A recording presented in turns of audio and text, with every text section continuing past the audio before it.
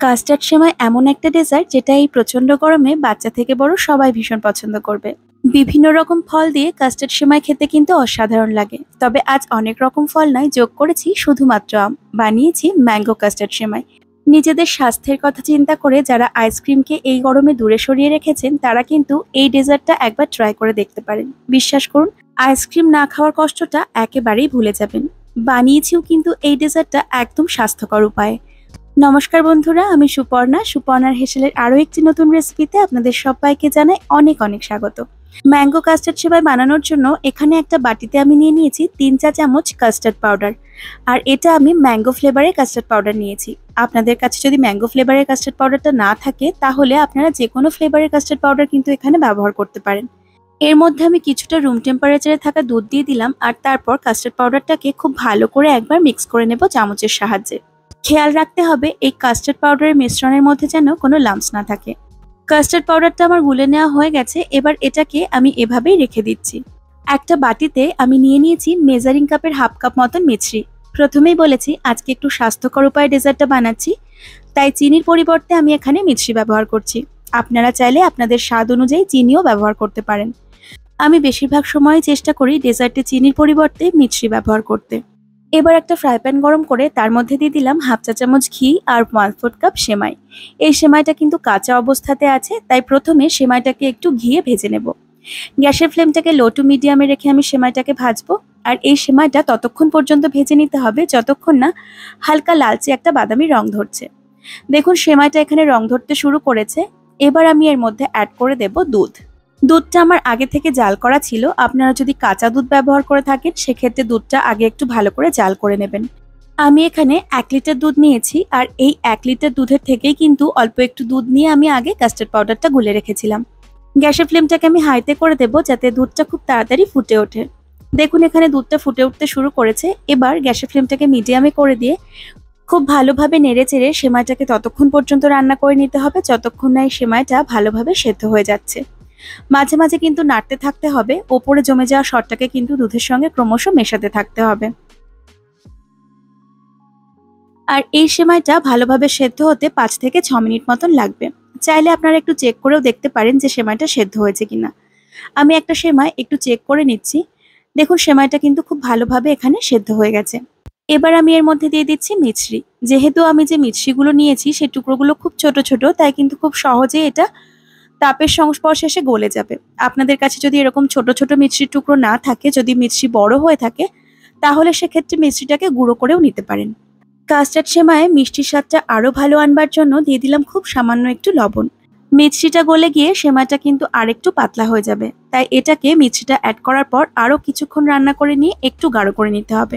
মাঝে মধ্যেই নাড়তে থাকতে হবে, আর দুধের ওপরে পড়া সরটাকে কিন্তু এই দুধের সঙ্গে মেশাতে থাকতে হবে। মিষ্টিটা অ্যাড করার পর আরো মিনিট 3 মতন আমি ফুটিয়ে নিয়েছি। আর এবার এর মধ্যে অ্যাড করে দিচ্ছি আমি কাস্টার্ড পাউডার গোলা দুধটাকে। এক হাতে কাস্টার্ড পাউডার গোলা দুধটা দিতে থাকবো, আর এক হাতে মেশাতে থাকবো, তা না হলে কিন্তু এর মধ্যে লাম্পস তৈরি হয়ে যেতে পারে। আর এই কাস্টার্ড পাউডার গোলা দুধটা দেওয়ার পরপরই কিন্তু খুব দ্রুতই এই সেমাইটা গাঢ় হয়ে আসবে। আর একটা কথা এখানে বলে দিই, কাস্টার্ড পাউডারটা যেহেতু বেশ কিছুক্ষণ আগে গোলা থাকে, তাই সেমাইয়ের সঙ্গে মেশানোর আগে কিন্তু আরেকবার চামচ দিয়ে ভালো করে মিক্স করে নিতে হবে। তা না হলে কাস্টার্ড পাউডারটা দুধের নিচে বাটিতে বসে থাকবে। তো সেই কারণে ভালো করে মিক্স করে নিয়ে তারপর সেমাইয়ের মধ্যে মিক্স করতে হবে।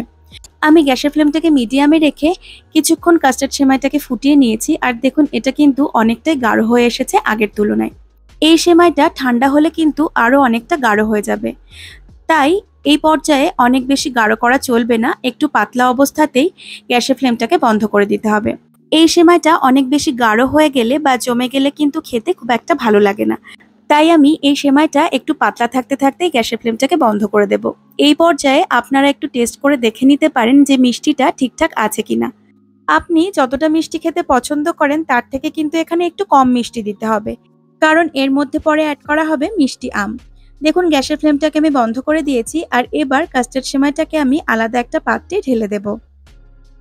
গরম অবস্থাতে এই কাস্টার্ড সেমাইটা পাতলা মনে হলেও ঠান্ডা হলে কিন্তু অনেকটাই গাঢ় হয়ে আসবে। এর আগেও অনেক ধরনের ডেজার্টের রেসিপি শেয়ার করেছি আমি আপনাদের সঙ্গে। সেগুলো দেখতে চাইলে আমার চ্যানেলের প্লেলিস্টে গিয়ে দেখে আসতে পারেন। আর আমার রেসিপি যদি আপনাদের ভালো লেগে থাকে তাহলে অবশ্যই একটা লাইক করে দেবেন। আর চ্যানেলের নতুন বন্ধু হয়ে থাকলে চ্যানেলটি সাবস্ক্রাইব করার জন্য অনুরোধ রইল।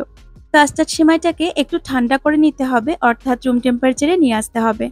দেখুন এখানে কাস্টার্ড সেমাইটা কিন্তু রুম টেম্পারেচারে চলে এসেছে, আর দেখুন আগের থেকে অনেকটাই গাঢ় হয়ে এসেছে। তবে আপনারা যদি আরো গাঢ় কাস্টার্ড সেমাই খেতে পছন্দ করেন তাহলে সেমাইটাকে আর কিছুক্ষণ জাল করে নেবেন। কাস্টার্ড সেমাইটা সম্পূর্ণ ঠান্ডা হয়ে যাওয়ার পর আমি এর মধ্যে অ্যাড করে দিচ্ছি ম্যাঙ্গো পিউরি। আমি এখানে 2টো হিমসাগর আমের পিউরি বার করে নিয়েছি। এই রেসিপিটা বানানোর জন্য আপনারা যে কোনো মিষ্টি আম এখানে ব্যবহার করতে পারেন। এবার খুব ভালো করে স্পুনের সাহায্যে মিক্স করে নিতে হবে।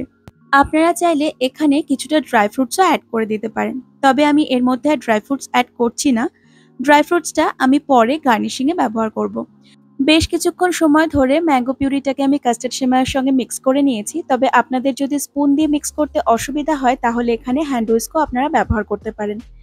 দেখুন খুব ভালোভাবে আমার ম্যাঙ্গো পিউরিটা মিক্স করে নেওয়া হয়ে গেছে। এবার আমি এর মধ্যে অ্যাড করে দেব টুকরো করে রাখা আম। এখানে আমি একটা হিমসাগর আমকে ছোট ছোট টুকরো করে রেখেছি। এবার এটাকেও খুব ভালো করে কাস্টার্ড সেমাইয়ের সঙ্গে মিক্স করে দিতে হবে, আর তারপর এটাকে ফ্রিজে রেখে দিতে হবে ঠান্ডা হওয়ার জন্য। কাস্টার্ড সেমাই কিন্তু ঠান্ডা ঠান্ডা খেতেই বেশি ভালো লাগে। তবে আমি যখন মিক্স করছিলাম তখন এখান থেকে কিছুটা কাস্টার্ড সেমাই আমাকে তুলে রাখতে হয়েছে। যখন থেকে আমাকে এই কাস্টার্ড সেমাই বানাতে দেখেছে আমার ছেলে মেয়েগুলো, তখন থেকেই বায়না করছে এটা খাওয়ার জন্য।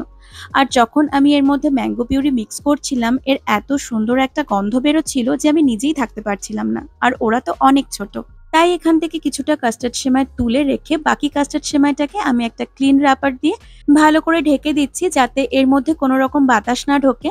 আর তারপর এটাকে এভাবেই ফ্রিজে রেখে দেব আমি ওভারনাইটের জন্য। 2 থেকে 3 ঘন্টার জন্য রাখলেও চলে, তবে এটা যেহেতু আমি রাতে বানিয়েছি তাই এটা ওভারনাইট আমি ফ্রিজে রেখে দিয়েছিলাম। আপনাদের কাছে এরকম ক্লিন র‍্যাপার যদি না থাকে সেক্ষেত্রে আপনারা কিন্তু কোনো এয়ারটাইট কন্টেনারের মধ্যেও এই কাস্টার্ড সেমাইটাকে রাখতে পারেন। এই একই রকম ভাবে আমের পরিবর্তে আপনারা কিন্তু আপনাদের পছন্দ মতন ফল মিশিয়েও এই কাস্টার্ড সেমাইটাকে সার্ভ করতে পারেন। দেখুন পরের দিন সকালে আমি ম্যাঙ্গো কাস্টার্ড সেমাইটাকে ফ্রিজ থেকে বার করে নিয়েছি, আর তারপর এটাকে ঠান্ডা ঠান্ডা সার্ভ করে দিয়েছি। দেখতে যেমন ভালো লাগছিল খেতেও কিন্তু অপূর্ব হয়েছিল। পরে আমি গার্নিশিং এর জন্য ওপর থেকে একদম ফ্রেশ কেটে রাখা কিছু আমের টুকরো দিয়ে দিলাম, আর দিয়ে দিলাম কিছুটা আমন্ড কুচি আর পেস্তা কুচি। ভীষণ ভালো লাগে খেতে।